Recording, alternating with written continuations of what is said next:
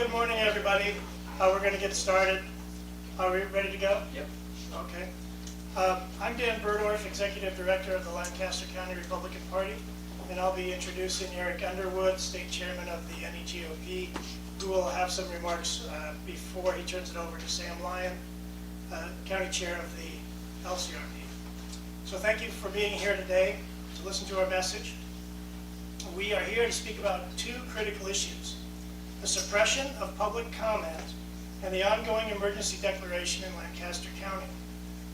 First and foremost, the Lancaster County Republican Party wants to make it clear that we condemn any effort to suppress public comment, whether by elected officials or violent agents of chaos. All constituents and all people deserve the right to speak and be heard. Unfortunately, the Lancaster County Board has recently made changes to their rules using parliamentary procedures to suppress public comment. This is unacceptable and a violation of free speech. Vandalism is a form of violence, and violence is the use of physical force to cause harm, damage, or injury to people, animals, or property. Vandalism involves intentionally damaging or defacing property without the owner's consent, which can cause emotional and financial harm. Therefore, vandalism is a form of violence. Violent protests involving vandalism against the appearance of conservative speaker Charlie Kirk at a minority and female-owned business during the LCRP annual Lincoln Reagan dinner must be immediately condemned by Democrat leaders and all elected officials of goodwill. The stifling of speech and ideas cannot and will not be tolerated in our community. We are also here to acknowledge the efforts of Matt Schulte, who did the right thing by introducing a motion for the county board to end the 1,081-day emergency declaration. It should have ended when the state ended the emergency declaration. Emergency executive power must be limited by elected lawmakers. If we don't have these basic principles, what good are lawmakers doing in government? The difference between the two parties couldn't be greater or clearer.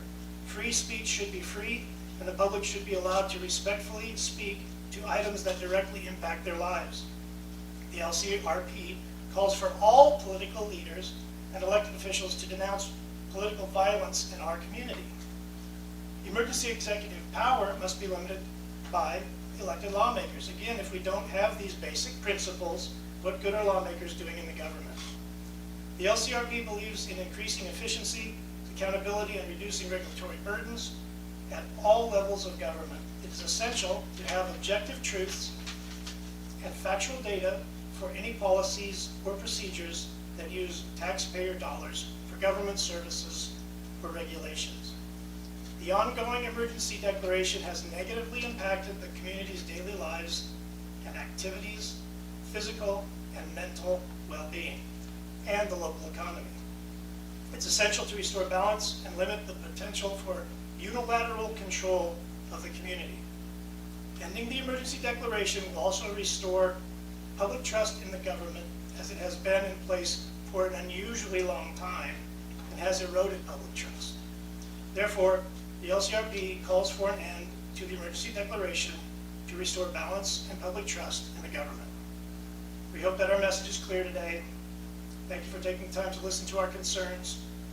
We will be happy to take any questions you may have after our next two speakers.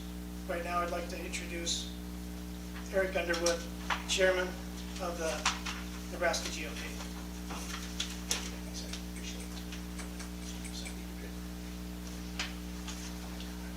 Most of my comments today are going to be shows of appreciation and saying thank you.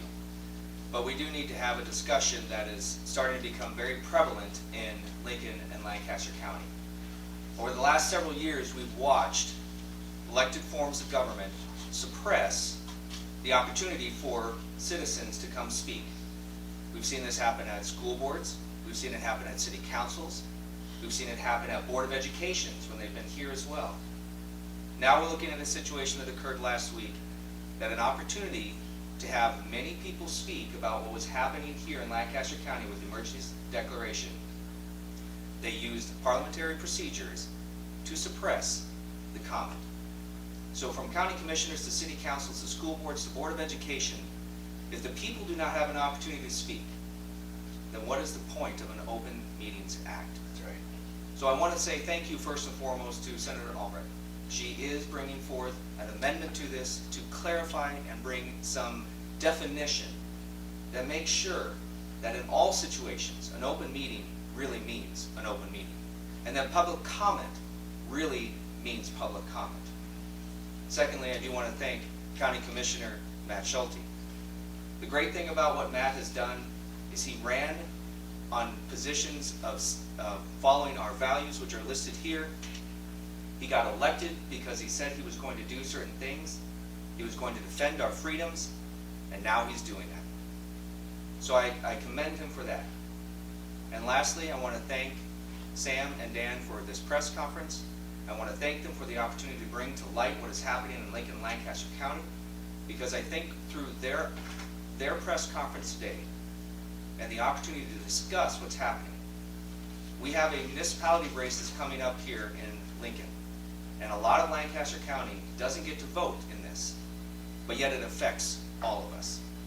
And in our opportunities to elect a mayor, 4 city council members, 1 or 2 of our elected officials, 1 of our candidates are here today, school board, and airport authority, there is definitely a difference between having Republican, conservative elected officials and Democrats with a different agenda that do not want to hear from their constituents.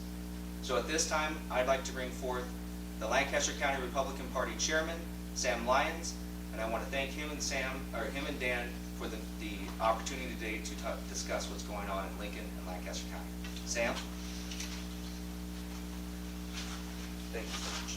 Yep. Thank you for coming today. My name is Samuel Lyon. I'm the chairman for the Lancaster County Republican Party. And as was mentioned, the catalyst for this press conference are the actions of Krista Yoakum and the Lancaster County Board of Commissioners last week, where a few residents were blocked from speaking on an item on the agenda. The topic that the community members were prohibited from speaking on was about ending the continuing emergency declaration, currently in its 1081st consecutive day. These individuals, of who I was one of, didn't care if it was during the agenda portion or afterwards at the open public comment portion where we would be allowed to speak on our topic. But instead, Krista Yoakum interrupted, blocked, and suppressed our every attempt to speak on the topic of our choice. We just wanted an opportunity at some point during the meeting to speak on a topic that was important to us. But we were not allowed to do that at any time during the meeting. The policy of open comment for things not on the agenda assumes that the public will always be allowed to speak on items on the agenda. This is not always the case.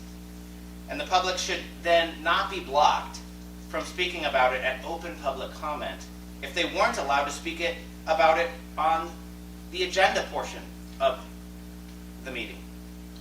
So we believe that all constituents deserve the right to speak and be heard, and we condemn efforts to suppress speech at open public comment.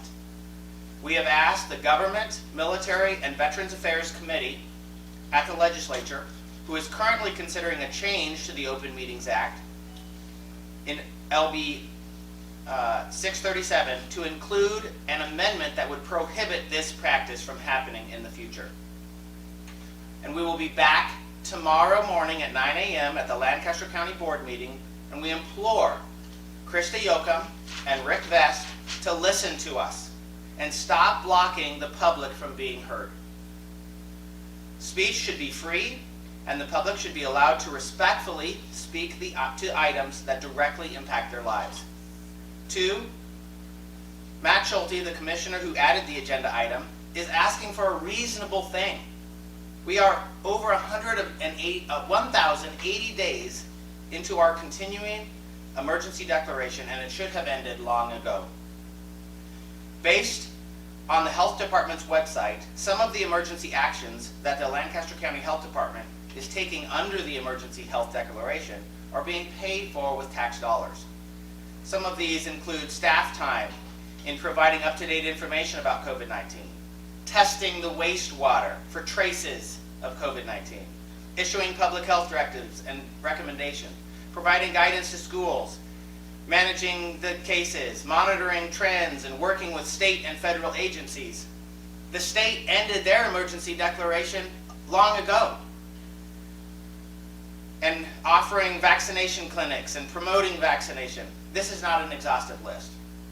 But for over 1,000 days, the health department has been using these tax dollars. And there are many other important health directives and health-related items that we could use our tax dollars for. And third, on Saturday night, during one of the largest Republican gatherings in the city, the Lancaster County Party was attacked. Lancaster County Republican Party strongly condemns the violent and destructive actions carried out by supporters of the Seeing Red organization during Saturday's protest against the event hosted by the LCRP, featuring conservative speaker Charlie Kirk. This is an escalation of the destructive and intimidation tactics used against our party. Last summer, a brick was thrown through our window. 2 weeks ago, someone defecated on our doorstep. And 2 nights ago, the building where our event was hosted was attacked, it was vandalized, while Republicans were still in the building. The venue, which hosted our event, happens to be a minority and female-operated business. And the owners have worked tirelessly to build their business, even through the tough times of COVID, to provide space for events welcoming to all and that foster community relationships. The actions of these extremists are not only harmful to the community, but they also undermine the very values that these groups claim to support. Their violent behavior towards the venue hosting the event not only endangered the safety of innocent bystanders, but also caused real damage to the property. An organization committed to promoting civil and respectful discourse, LCRP urges these groups to reconsider their tactics and embrace a more constructive approach to engaging in public discourse. The use of violence and destruction only serves to deepen divides and undermine the very principles of the republic that we hold dear. Thank you for coming, and we would allow questions at this time. Tom? Can you talk about the nature of the vandalism? What was done? Yes, so the hateful insults were spray painted on the building that hosted the event on Saturday night. And that spray paint has been, it's being contracted to professionally remove that. Was it just the building? Was there vehicles that were spray painted? Is the building, as far as I know. Okay. No vehicles as far as I know. Where was the event? The event was at Suite 111 on 70th and A.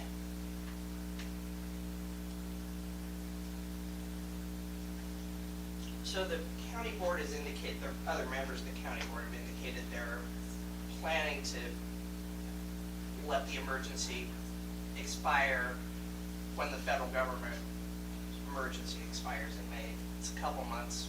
Why not wait? Well, I guess the answer would be, I think that there should be a reason to continue the emergency. We should have a reason to declare an emergency, because emergency powers are great powers.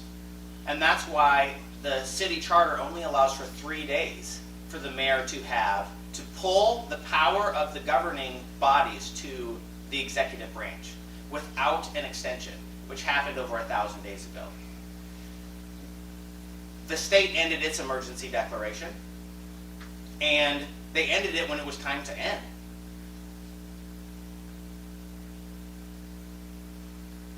And ending it when it's time to end restores the public trust. We all heard 2 weeks to bend the curve. And then that 2 weeks turned into a month. And then that month turned into 2 months. That turned into 3 months. That turned into a year. That turned into 2 years. So if the public doesn't fully trust that it will go away in May, I guess you'll have to excuse us. The time to end it is now.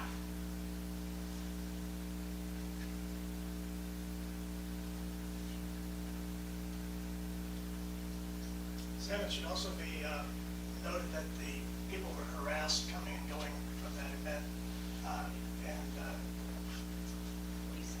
police had to come and remove the demonstrators. Yes, it started with demonstrators, and demonstrators are fine. If you want to hold a sign, go ahead. I've held many signs in my experience, but I've never thrown a brick at anyone or anything. I've never carried spray paint in my bag so that I could leave my sign on someone else's property. I've brought my sign and I've taken my sign with me, and that's the type of public protests that should be encouraged. Sam, excuse me, I'm very concerned about the repression of people's voices being heard, about comments being allowed or not being allowed in public meetings. As a constituent, as a taxpayer, are there any repercussions to that for the people that are not allowing public comment or repressing free speech? Well, we hope that the repercussions will be the condemnation of those actions by other elected officials.